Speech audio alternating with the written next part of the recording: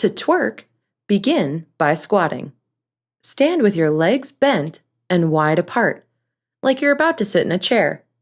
Try turning your knees out and keeping them over your feet, which will help your balance.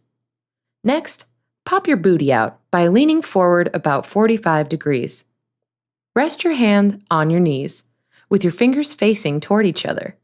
Now, twerking is all about isolating the lower half of your body.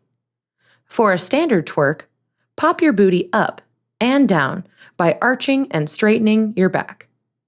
It might also be helpful to think of twerking as moving your hip bones forwards, then backwards in two distinct motions. Practice slowly at first. Then once you feel comfortable with twerking on your own, try doing it to the beat of some fun music. As with all dance moves, you don't need to have a certain body type or skill level to look good. Just twerk with confidence and enthusiasm.